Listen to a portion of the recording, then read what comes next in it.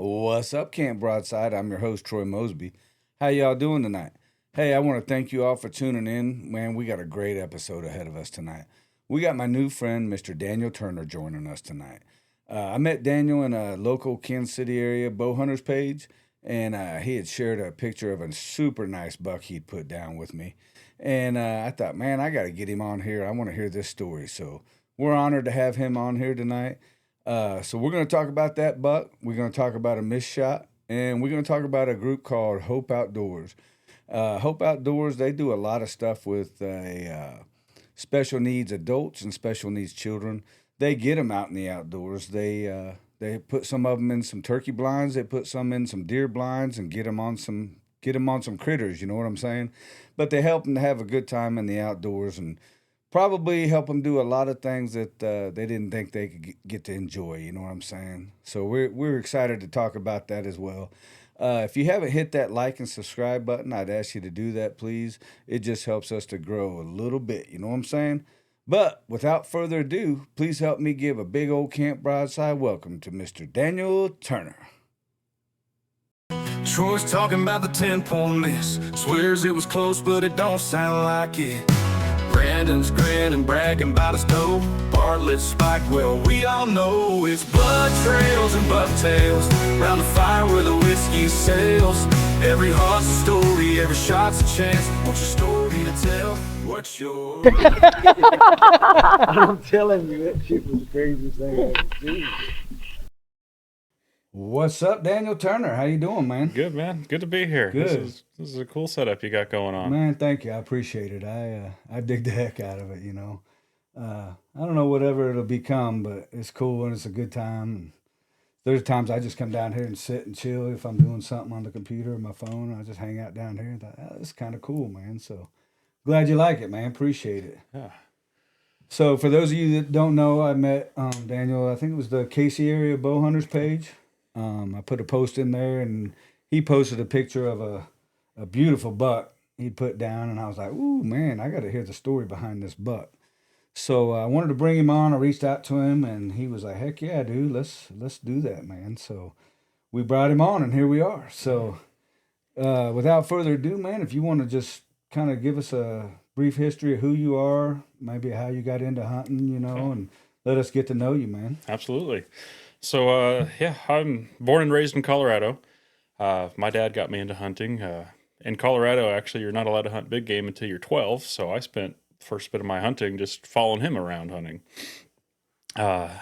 Year I turned 12, we got some crop damage tags from a farmer that my dad do, and so we'd go out and I got 2 does just within about 10 minutes of each other, actually, for my first deer. Nice. But You were rifle hunting? that was a shotgun slug. Shotgun slug. Yeah, Okay. the farmer was right on the edge of town, so he wouldn't let us use a rifle. There was neighborhoods around. So Yeah. Gotcha. But next year, got my first elk, got my first pronghorn, got my first mule deer with a bow. Dang, man. So, You had a yeah. year that year. Yeah, You were 13? I was 13. Yeah. Wow, Yeah. dude. Elk and pronghorn were rifle, but my mule deer was a bow. No kidding. Spot and stock mule deer with a bow. Now, what kind of bow was you using? Do you remember? It was a Mission Craze. Oh, Mission Craze. Gotcha. That was a cool little bow for Yeah. a kid. And draw length from 20 to 30 inches Yeah. and poundage from 40 to 70. So. Completely adjustable. Yeah. Yeah. Yeah, and that first buck, he was in a field, and that field nowadays it actually has a water reservoir right in the middle of it. But it was in the middle of this field with an irrigation ditch going down the side of it. So my dad dropped me off, and I went down the ditch, and he went around to the other side of the field and just kept distracting the deer. You know, they were all looking at him, but I snuck around this ditch and popped up. Had the herd of deer out there, and my rangefinder battery was dead. Oh, no. So I guessed my range at 35-ish, and I was lucky enough to guess it with You was everything on, going on. man. It was on, so dropped it. It was a very memorable hunt. Heck yeah. Now, how far did he go? How far did you have to track him? Broke his front shoulders a bit, so he dropped, and I ran up and put another arrow in Oh, him gotcha. real Nice. quick. Yeah. So he didn't really go anywhere. Yeah. Right on. So that's when you was 13. That was Yep, All right. that And was then my first hunt. you were hooked. I was hooked. Always. Yeah. Anything to get outdoors. Yeah. But over the next few years, a few more mule deer. Tried to get an elk with a bow, and still haven't been able to do that. A few more pronghorn. Those are a blast. Have you ever hunted pronghorn No, with a but I bow? would love to, dude. That would be so cool. I encourage anybody that wants that. I think that's the most fun you can have with a bow, honestly, because you get out there and they're so easy to find. You know, you can find a herd every hour and have a stock. You're probably gonna fail that stock one out of Every time, most of the 10 time. times out of, Yeah, but that is the or most one fun. time out of 10 times. Yeah, that is the most fun chasing pronghorn around in the desert. So Yeah. I'd encourage anybody to go do that, and you can still pretty easily do it out of state. It's not generally too hard to get a tag for it. Man, I'm gonna have to remember that and check that out. Yeah. How's the meat? I'm assuming. That kind of depends on where they live. You'll get some people that say it tastes like crap, and some people that say it tastes like honey, and that depends on if they're living in wheat fields or sage grass. Ah, So got you. they taste like where they live. Yeah, yeah. Wow, cool. Never knew that. So you hunt them in the desert. So yeah, I definitely have to check into that, man. That sounds like a good time for sure. So that was 13, and Yeah, then you but, kept on and got hooked and Kept hunting. I started my own business when I was 18, doing carpentry, and kind of fell off from hunting for a while. I actually drew a really nice elk tag in Colorado in 2017, and never even hunted it. And one of the things I've very much so regret. yeah, I'm sure. But 2019, I got another pronghorn with my bow, and that was actually the first time I ever hunted whitetail. It was 2019, and that was in North Dakota. In western North Dakota, which is canyon lands, not ag land. Gotcha. So you're hunting them in basically you got a bunch of bald ridges and thick creek bottoms, and they're hiding in 1 out of 20 of those. And if you spook those whitetails up there, they're gone, Gone. Miles gone. miles away. Yeah. So got a doe in North Dakota, sitting on water. So that was the first whitetail I ever got. That was with my bow. We'd actually sat on this water for most of the middle of the day, and my buddy was asleep. And a couple of does came up on this pond, and I shot one, and he jumps up when he heard my string go off, and he's about 10 yards away from me still. And he goes, "You shoot one?" I was like, "Yeah." He's like, "Buck?" No. This is doe. I'm sure she's right down there. What a way to wake up. Yeah. Chink. So That's awesome. yeah, I moved to Missouri at the end of 2019. And my first thoughts on hunting here, I was kind of like, I don't know anything about it. I don't know anything about the woods here. And I was kind of trepidatious about that for a while. So I didn't even hunt here until 22. Really? And me and my dad went out in September. We're like, all right, we're going to go scout around somewhere. And we went to a conservation area. And I got into the woods, and I was like, oh, I've been missing out. I need to get in here. I need to learn this. And yeah, 22, I got my first whitetail buck out of a hang-on stand that I had just bought the day before. Went out and hung it up on this ditch, had a trail crossing, and a little 7-point came in. I was so tickled with him. Oh, I bet you was, dude. And yeah, that lit a fire. I got 4 deer in 22. Dang. So I got another doe right after that, and I hunted her from the ground.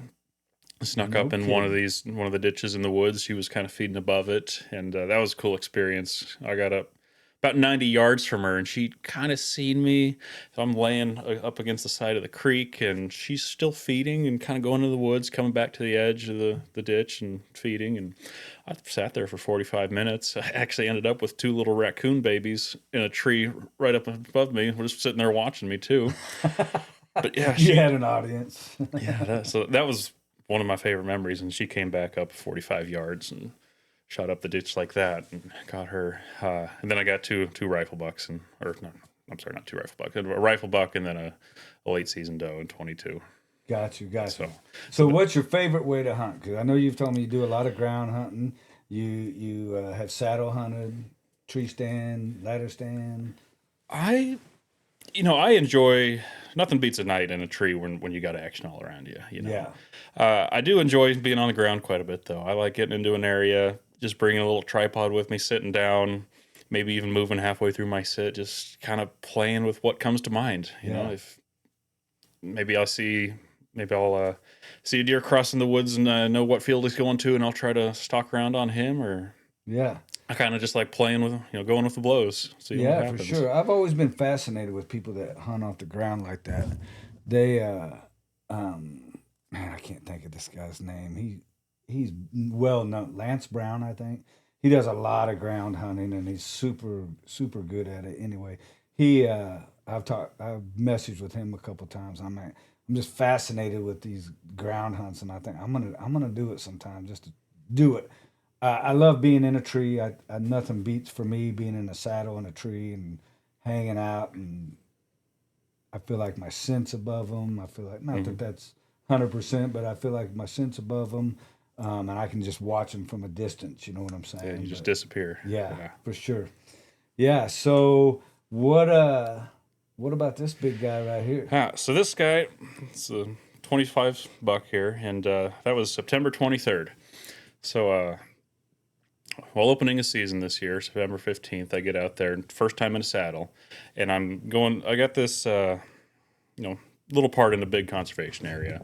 But there's this big field bottom. I mean, corn and bean fields themselves, probably 300 acres, surrounded by some old timber. You got some CRP, and then a road on the other end of it. Is this public land? Public believe land, you yeah. told- Yep. So my first evening, September 15th, to work in the morning to get out there, and I'm getting my saddle set up. And first time I'm setting up my saddle, I picked this tree with just kind of a view of the whole thing. You know, I didn't expect something underneath me. I just wanted to see what was in the area. And I'm getting my sticks off my backpack, and two of them don't have straps. Oh no! And I'm like, well, there's nothing I can do about that. So I was starting to get set up on the ground. I was like, I got some paracord. I bet I could I'll do those two on the bottom and just tie them to the tree. So I got them tied on there. And I feel like you are like a MacGyver. You can get yourself out of some situations. That's the vibe. I can get, rig up dude. some stuff. Yeah. So yeah, I got up there. First time in the saddle. It was hot. It was a hot and humid September. So Yeah. I remember, my legs being super hot and trying to get comfortable. But had a bit of action. Had some does come out. Had one. I would say he's a 3.5-year-old forked horn, and I've actually had quite a bit of run-ins with him this year. But I watched him come out across the field, and first buck of the year, I got so excited watching him. It's not legal in that county, antler restriction, but I just got so excited watching him. Yeah, dude. And he came out in a spot where I knew bucks hang out and bed in there, and they come out in that little kind of a corner in the beans. And I'm like, I'm going to go set up on the ground over there at some point here soon. Something's going to be over there. I'd seen big bucks in there before. But so the day I got him, it was a Tuesday. Didn't have to work. Rain in before the sun came up. September 23rd. 23rd. Okay, yeah. So 8th day of season. I had hunted every one of those days so far because had some out-of-state hunts coming up. Had buddies coming in and wanted to get on deer. My girlfriend, this was her first year hunting, tried to get her on a deer. So I wanted to get mine out of the way. Right. You had a busy season coming I up. had a lot of stuff to do. Yeah. So that morning, raining before the sun came up. It's going to be clear a little bit during the day, rain again in the afternoon, clear, rain, one of those days. So Yeah. I was like, one of those breaks, I'm going to find some deer can get coming out and feed. So that morning, I checked out a completely different area.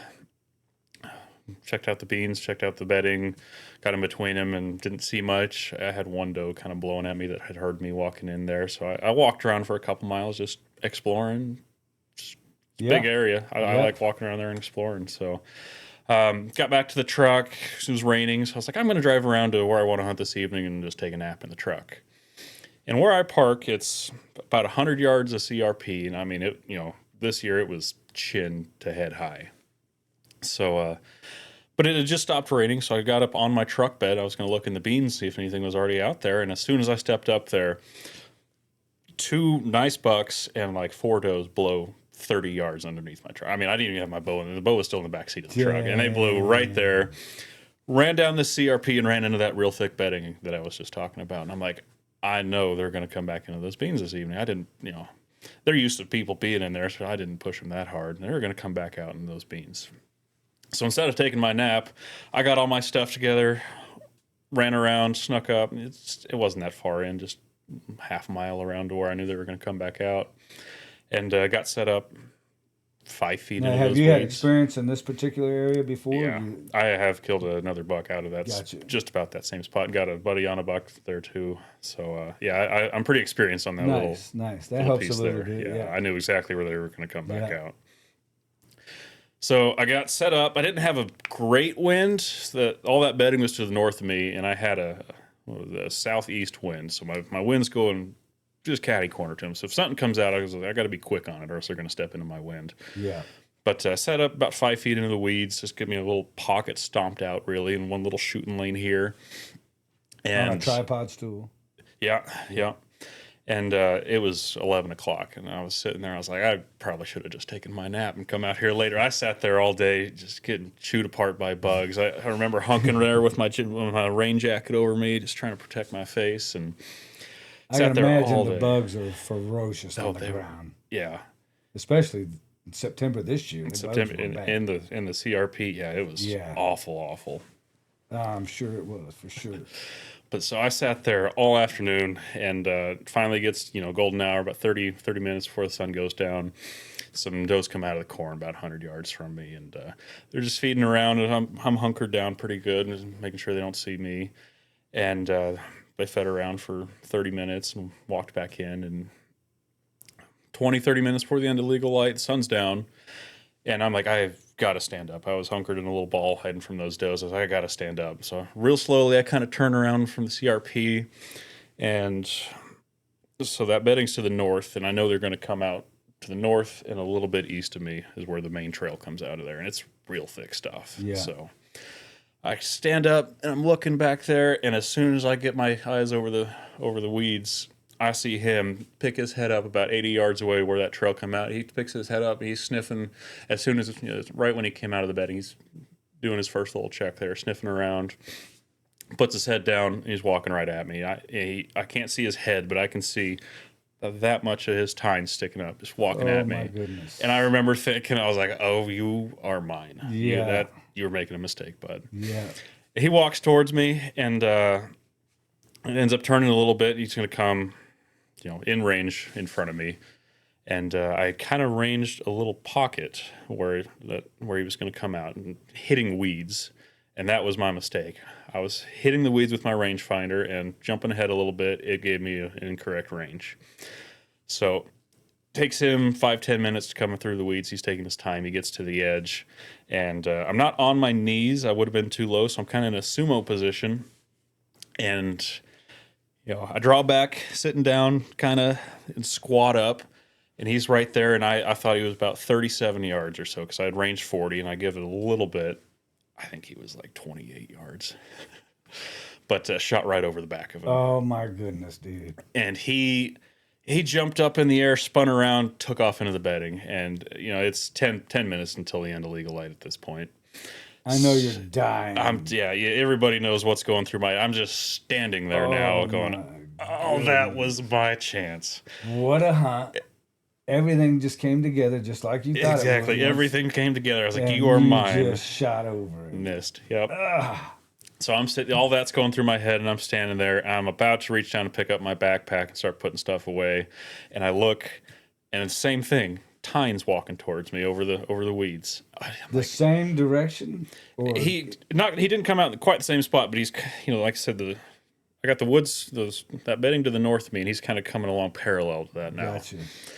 Gotcha. So I'd actually walked up about 10 more yards as he was coming back up, just to get a little closer. And this time I knew he was going to be 40. So he was coming up right on the edge of that wood, and I could actually range a tree there. So same thing. While I watched his tines, he couldn't see me. He walks up, and he's real hesitant about stepping out, but he wanted those beans.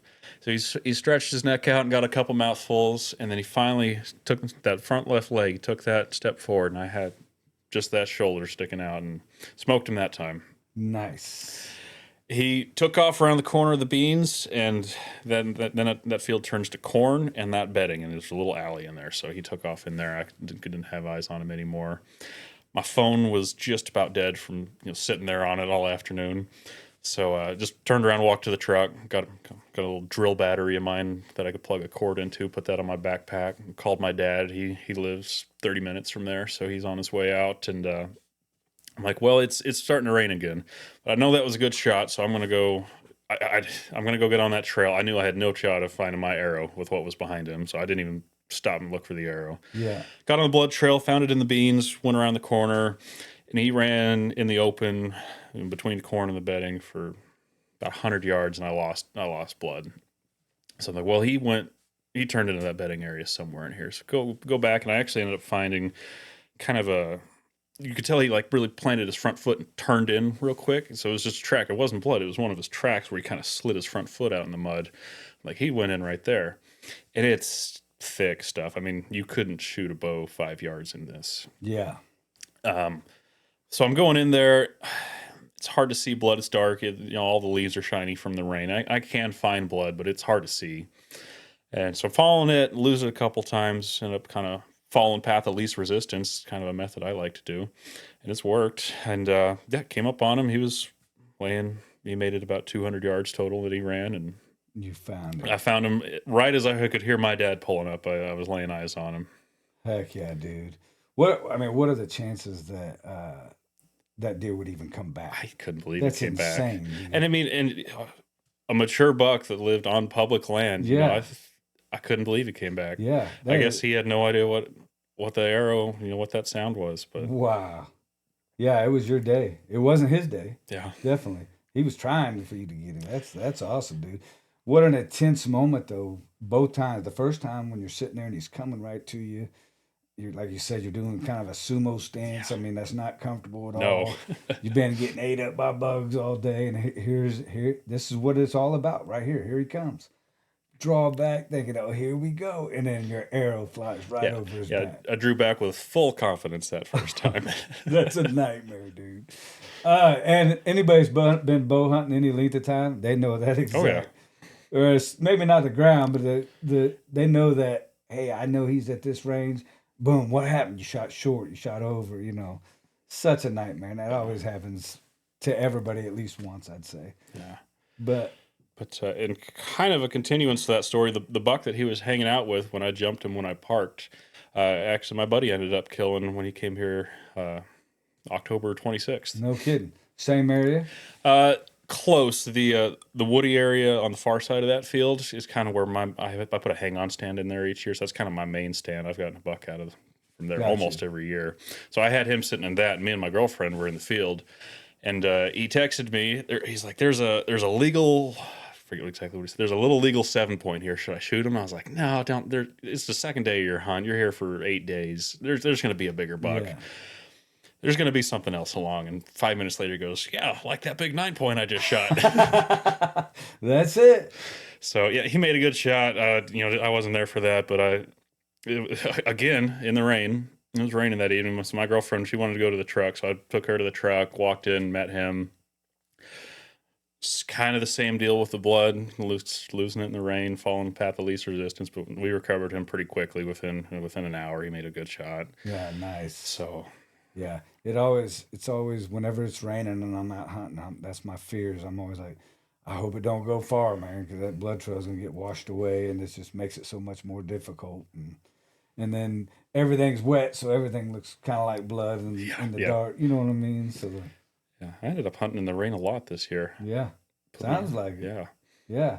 Well, what a great day this was, man. How awesome is that? And to do it from the ground and then just the whole situation. He's an awesome buck, beautiful buck for sure, man. Well, yeah. So what about your gear? Like, what bow are you shooting? I've got a Darton. Okay. You heard of Darton? Yeah, for sure. They're- I've heard a lot of good, especially about that new bow they just dropped this year. Tri-Tech. Yeah, I've heard a ton of good things about that. Yeah. So I actually shot one. I went up to the ATAs and I shot one up there, and I was really impressed with it for sure. they're awesome bows, and they actually hold a lot of the patents for the cam technologies. Yeah. So Somebody else had told me that. Yeah. That they like Bowtech and Yeah, somebody they all pay else. them royalties. Yeah, isn't that crazy, man?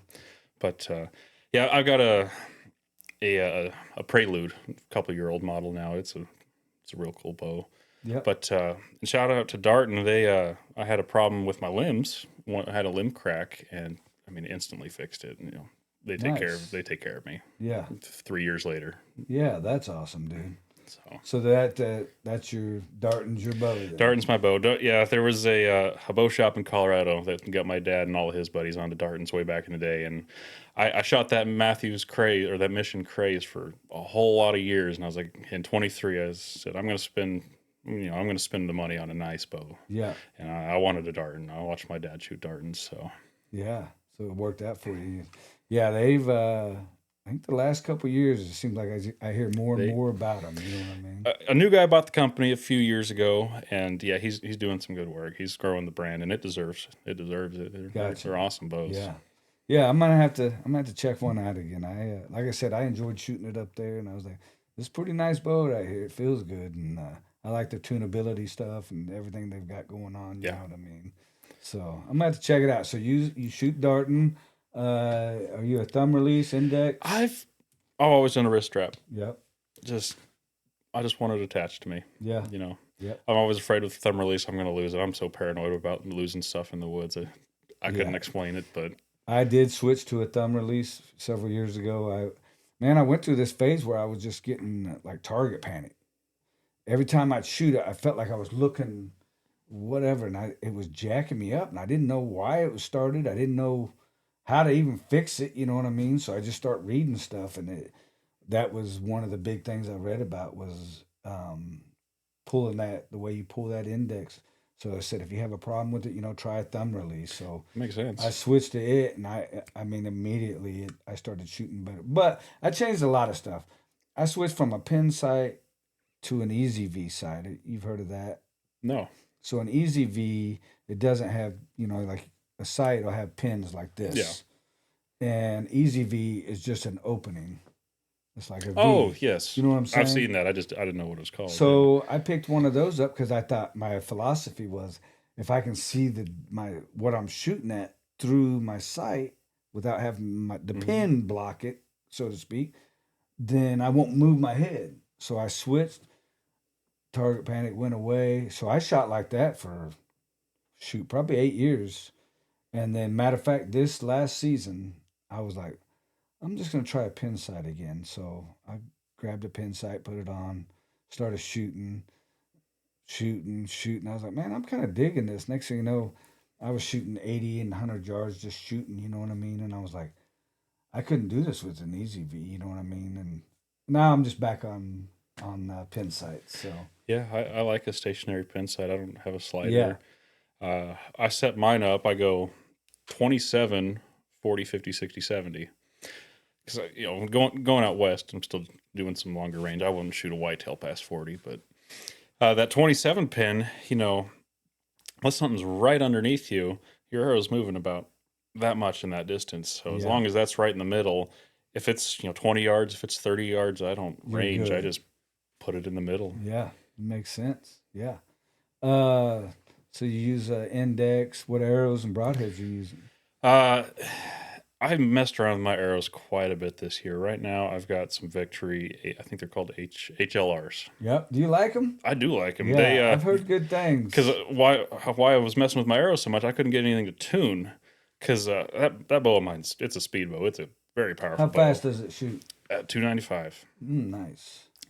And yeah, that's good. I got the draw link to get all that out of it. So I was having all my arrows were wiggling too much. Nothing could take it. And those ones, I think it's a 204 spline. Yep. So they're really stiff and they work great. Yeah. And then I've always shot Slick Trick broadheads. Oh no. Oh no. I hate Slick Trick. Oh yeah? Man. What happened? Dude, I like the way they fly. They fly like darts. You know what I mean? They fly great. But for me, it's such a small broadhead. The exit hole is always small. And my blood trail is always hard to find, hard to follow. Kind of like what you're saying, where it's drop, and then all of a sudden it's like, all right, where'd it go? Mine was doing that every time, and I started thinking, man, am I just a bad shot? What's happening? Well, the last Slick Trick I used, I shot a buck with it, and a nice 10-point, and I knew I smoked that sucker right now. I watched a mule kick, you know what I'm saying? I knew I smoked that deer. And so I think told you earlier, I have a heart condition and defibrillator, so I like to have somebody there to help me drag the deer out. And so I called my buddy up, and he's a tracking fool too. I always call him my bloodhound because if I lose the blood, he'll find it, But he come out, and I mean, we're searching. And I'm like, dude, I swear to you, I'm not lying. I made a great shot because I'm feeling like, no, you didn't. You know what I mean? You can't find any blood. I mean, we found a couple drops. That was it. We knew the direction he went, which he went a little ways and then it just drops off down into this creek bottom. So you thinking, that's where he's going and he ain't going to go far. All of a sudden, after probably at least an hour of just searching for blood and whatever, all of a sudden I heard, "Hey, Troy." He goes, "I found a little bit of tissue." And so I went over there, and there was a small amount of tissue. So I wonder what that is. And then all of a sudden there was some blood and blood. Well, then there was the buck. What had happened was when that arrow went through, it brought some tissue with it, and it plugged up that hole. And at that point, he finally blew it out or whatever. Yeah. And I smoked that. I smoked his heart. You know what I mean? He went probably altogether 100 yards, but it was downhill. You know what I'm saying? So I'm imagining his adrenaline and everything. He just was gone, and then momentum took him. But I couldn't, and that's the way it was with everyone. So I was like, told my buddy, "That's it. I'm not shooting him no more, dude." I said, "You see, I made a great shot, no blood trail." And so I switched to Grim Reaper, and Are you talking about that fixed 4-blade? yep. What's Yeah. that called? I don't remember what they call it. Dang, I don't either.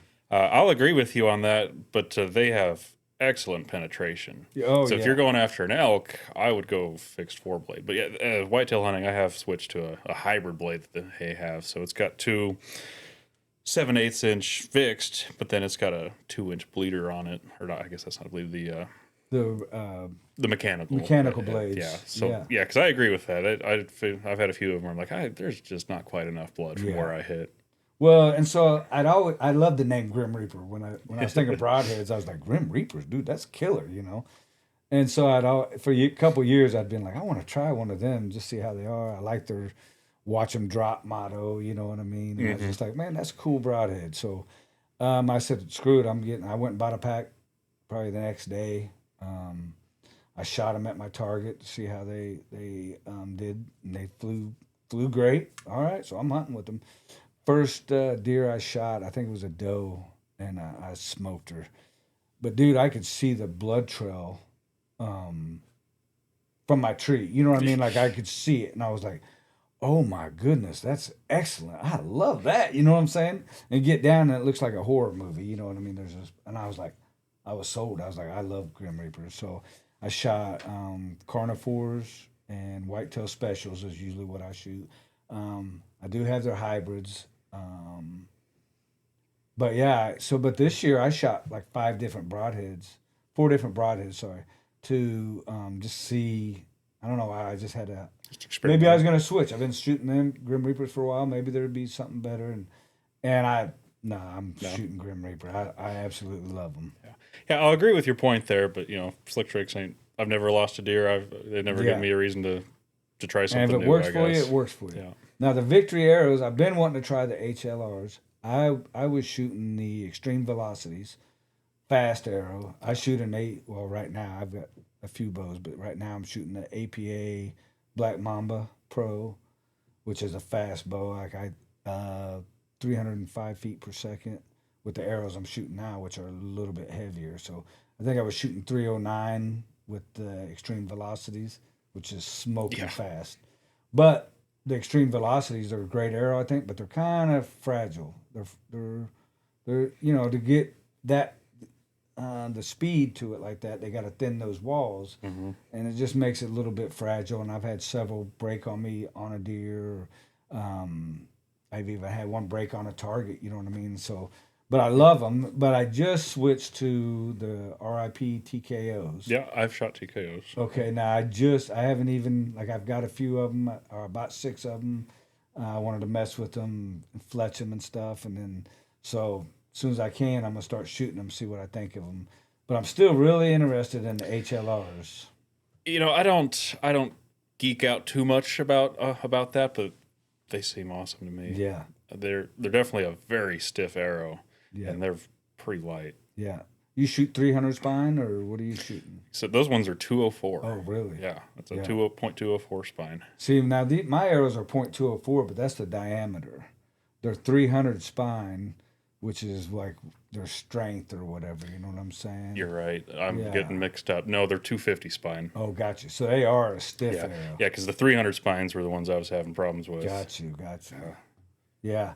Yeah, I want to try them. I just watched a deal. You know, Bo Boy.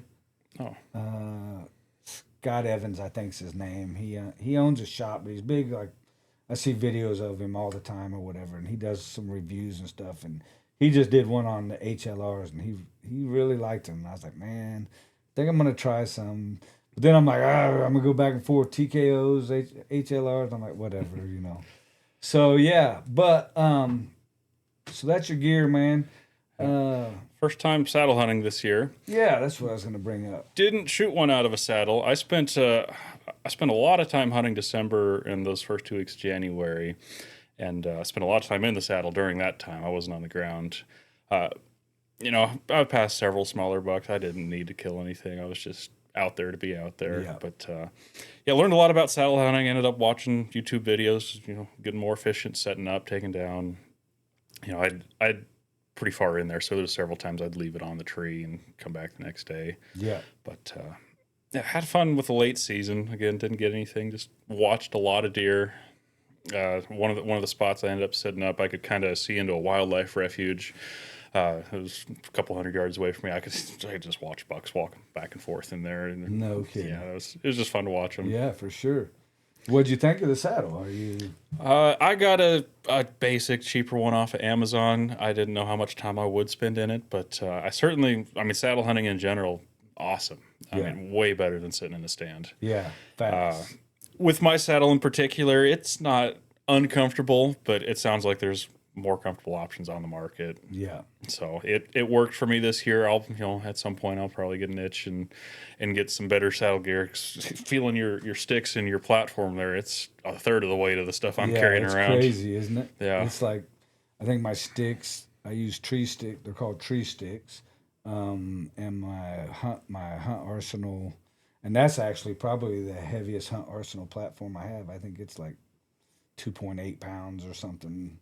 So you're talking between the sticks and that 6 pounds, 7 pounds, something like that. You can walk however far you want to walk. You know what I mean? Yeah. And I go in pretty light. Like I showed you some features on the broadside. Sometimes I don't even necessarily have a pack with me. I just have my ropes with me and my knife on me, and away I go. I'm a little unconventional with my whitetail. I always have a backpack. I've never dragged a deer out. I always quarter and bone out. Oh, do you? So public land, I'm still getting in there pretty far, but still some of my old Western hunting traits there. Yeah. So I always have a backpack. Yeah. That's one thing. I run into people in the woods that don't have backpacks. I'm like, I can't do that. Yeah. No, I can do it. But see, my stuff has pockets everywhere, so everything I need, rangefinder, grunt tube, all that, it's all on me. It's just on me instead of in a pack. Now I'll do that up until the weather starts to change a little bit, you know what I mean, from September into October. Then I'm like, all right, I gotta have a pack, because now I'm taking a battery charger for my phone then, or I'm taking electric hand warmers or something. So then my pack's always small. Like I use a Latitude Ranger 22, pretty small pack for a lot of the season, and then I switch over to the Hunt Arsenal Adventure pack for when I'm wearing bibs and stuff, because I don't want to wear them in to the tree, because those bibs are hot. So I roll them up and sweat. Put them on my pack, and then so it's a bit of a bigger pack where I can put my saddle in it if I want, like my coat, whatever. But but early season, most of the time I don't take a pack, and I'm just fine. This one guy I can't get out of my head. I ran into him 2 miles into this public on a ridge, so some elevation change too. In September, it was a hot day. Big old boy wearing waders. He had waders and a crossbow, nothing else. Way back in there. I was miserable walking around. It was still 85. And he had waders. He was in waders, not even on a ridge. I was like, I've never been able to get that guy out of my head. That's crazy, man. Oh my goodness. Yeah. So, but there is one other thing for sure I wanted to talk about.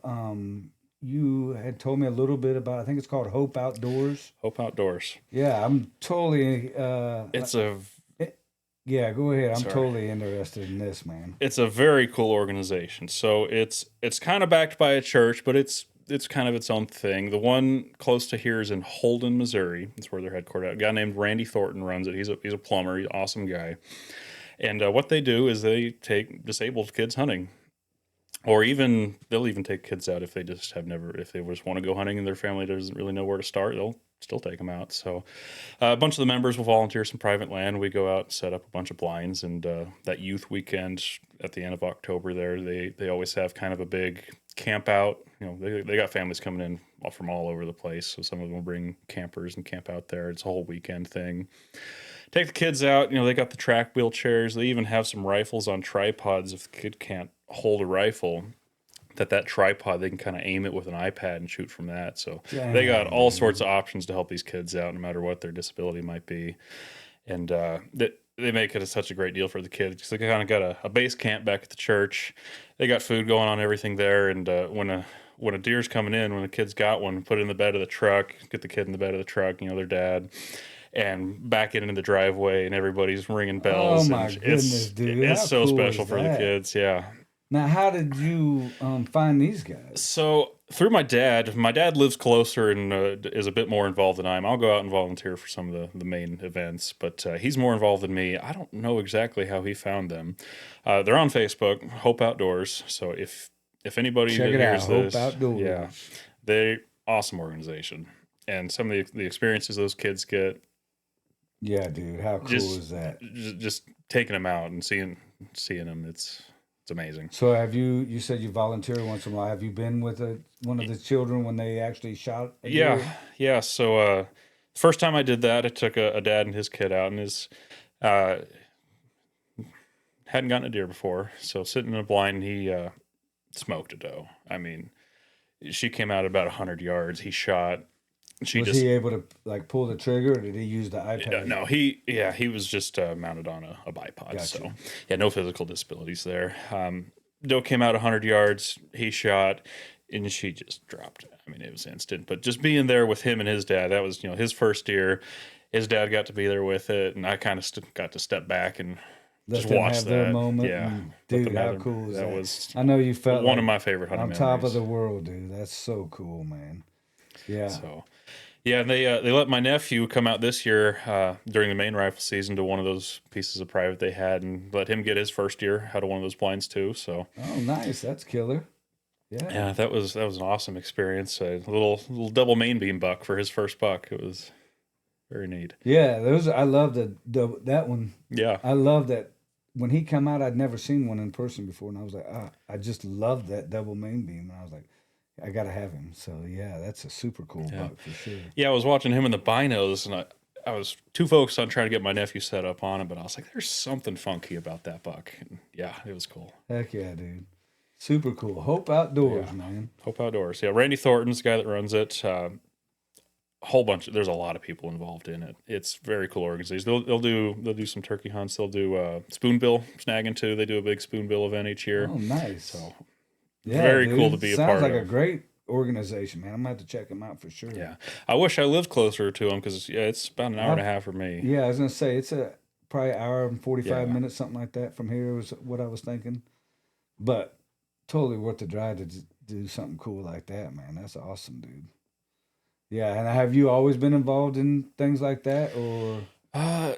That was a first for me. Yeah, Yeah.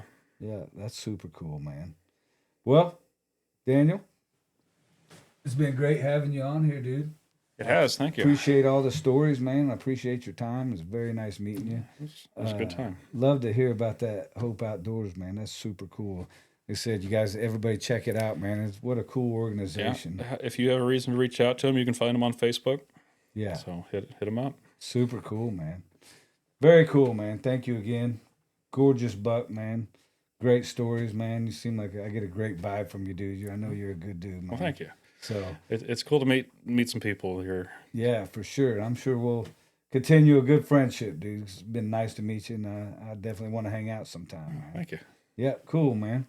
Well, everybody, hey, thanks for checking us out again, man. Hope we were entertaining for you. Hope you enjoyed some of these stories, man. Maybe learned a little tip or trick here or there, you know.